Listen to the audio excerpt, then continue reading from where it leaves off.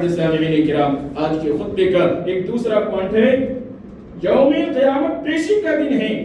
اللہ کے نبی جناب محمد رسول اللہ صلی اللہ علیہ وسلم کہتے ہیں کل قیامت کے دن تمام لوگوں کو یا تمام لوگوں کے سامنے ان کے اعمال کو پیش کیے جائیں گے۔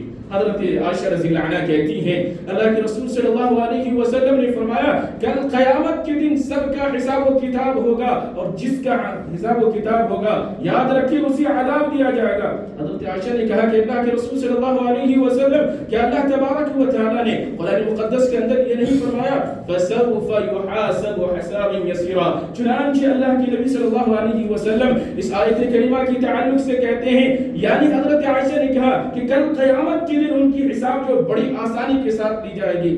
اللہ کے نبی نے فرمایا کہ عائشہ اس آیت کریمہ کا مفہوم یا اس آیت کریمہ کا مطلب تم نے سمجھا نہیں ہے۔ اللہ کے نبی صلی اللہ علیہ وسلم نے فرمایا کہ کل قیامت کے دن یا حساب و کتاب سے جو مراد ہے یہ عرض پیش کیا جانا ہے، اور جس کو اللہ تبارک و تعالیٰ کے سامنے پیش کیا جائے گا، جس کو حساب و کتاب کے لیے کھڑا کیا جائے گا، اس کو جانیے کہ جس سے پوچھ گچھ ہوگی اسے عذاب دیا جائے گا۔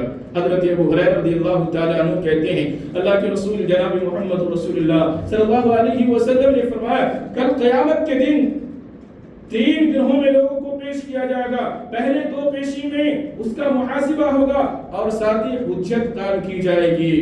گویا کہ اللہ تبارک و تعالیٰ اس دن کہے گا کیا ہم نے تمہیں بیوی عطا نہیں کیے تھے؟ کیا ہم نے تمہیں گھوڑے اور اونٹ اسی طریقے سے تمہارے تابع نہیں کر دیے تھے؟ کیا ہم نے تمہیں قوم کی سعادت نہیں دی تھی، امیر نہیں بنایا تھا؟ کیا ہم نے تمہیں ڈھیل نہیں دے رکھے تھے؟ کیا تم نے ہماری نعمتوں پر شکریہ ادا کیا یا نہیں؟ اسی طریقے سے اللہ تبارک و تعالیٰ پہلے شخص سے بھی کہے گا یا دوسرے شخص سے بھی کہے گا جو پہلے شخص سے کہا تھا، اسی طریقے سے تیسرے شخص سے بھی اللہ تبارک و تعالیٰ یہی کہے گا۔ تیسرا شخص کیا جواب دے گا؟ یہ رہے گا منافق، کفار ہوگا۔ یہ کہیں گے اے میرے پروردگار ہم نے آپ کے اوپر ایمان لایا تھا، ہم نے آپ کی کتابوں کے اوپر ایمان لایا تھا، آپ کے رسولوں کے اوپر ایمان لایا تھا، اور میں نماز بھی پڑھتا تھا، روزہ بھی رکھتا تھا، زکوٰۃ بھی ادا کرتا تھا، حج بھی کیا تھا، ساری نیکیاں کی تھی، اعمال صالحہ کیا تھا۔ چنانچہ اللہ تبارک و تعالیٰ کہیں گے آج تمہارا پورا حساب لیا جائے گا۔ چنانچہ وہ آدمی گھبرائے گا، گھبراہٹ کے عالم میں کہے گا کون ہے جو میرے خلاف آج گواہی دے گی؟ کون ہے جو میرے خلاف آج گواہی دے گی؟ اللہ تبارک و تعالیٰ اس آدمی کے منہ پر مہر لگا دیں گے، اور مہر لگانے کے بعد اللہ تبارک و تعالیٰ اس کے رام سے گواہیاں دلوائیں گے، گویا کہ ان کے ذلیل و رسوا کرنے کے لیے اور اس کی عزت کو نیلام کرنے کے لیے اللہ تبارک و تعالیٰ ایسے کرے گا۔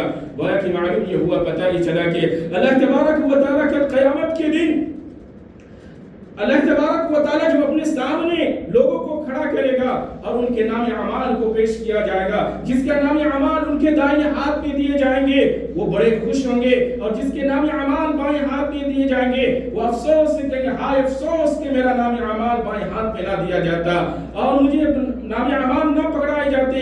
چنانچہ اللہ تبارک و تعالیٰ اس دن یعنی قیامت کے دن ہولناکی ہوں گے، لوگ اپنے اعمال کو دیکھ کر کے دنگ رہ جائیں گے، حیران رہ جائیں گے۔ اللہ تبارک و تعالیٰ اس عمل کو بھی دکھائے گا جو اس کے رجسٹر کے اندر لکھا ہوگا۔ وہ آدمی کہے گا یا دنیا کے اندر جو لوگ اپنے اعمال کو چھپاتے تھے، اپنی برائیوں کو چھپاتے تھے، کل قیامت کے دن اللہ تبارک و تعالیٰ ان سب اعمال کو ظاہر کر رہا ہوگا۔ اللہ تبارک و تعالیٰ ایسے بھی اعمال کو ظاہر کریں گے لوگ سوچ بھی نہیں سکتے ہیں، گمان بھی نہیں کر سکتے ہیں کہ ہم نے یہ گناہ کیا تھا، ہم نے یہ عمل کیا تھا، ہم نے یہ برائیاں کی تھی۔ اللہ رب العالمین سب کو ظاہر کر رہا ہوگا، لوگ دنگ رہ جائیں گے اپنے اعمال کو دیکھ کر کے، اپنے رجسٹر کو دیکھ کر کے، اپنے 99 رجسٹر کو دیکھ کر کے۔ گویا کہ معلوم یہ ہوا، پتہ ہی چلا اس رجسٹر کے اندر نیکیاں بھی ہوں گی، اس رجسٹر کے اندر برے عمل بھی ہوں گے۔